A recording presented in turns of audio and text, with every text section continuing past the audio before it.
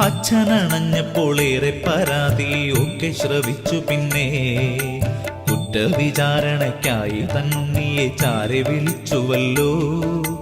ഒട്ടൊഴിയാതുള്ള കാര്യം പറഞ്ഞിട്ടും അച്ഛൻ കനിഞ്ഞില്ല.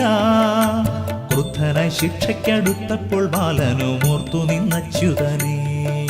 ഗോപാലകൃഷ്ണനണഞ്ഞിട്ടങ്ങുണ്ണിയെ രക്ഷിച്ചതില്ലെന്നോ നേരറിയിക്കുവാൻ ശ്രീലകത്തുന്നപ്പോൾ വന്നതുമില്ലെന്നോ. ശ്രീ ഗുരുവായൂരെ കാരുണ്യമൂർത്തി തൻ ലീലകൾ ആരറിഞ്ഞു. ശിക്ഷിച്ചിടും മുമ്പ് രക്ഷിച്ചുവല്ലോ തൻ ഭക്തനം ബാലകനെ. മായകൾ കാട്ടി മയക്കുന്ന മാധവൻ വാഴുന്നതിങ്ങല്ലോ. ശ്രീലകത്തൂന്നപ്പോൾ കേട്ടൊര ശരീരി ഭക്തവാത്സല്യമല്ലോ.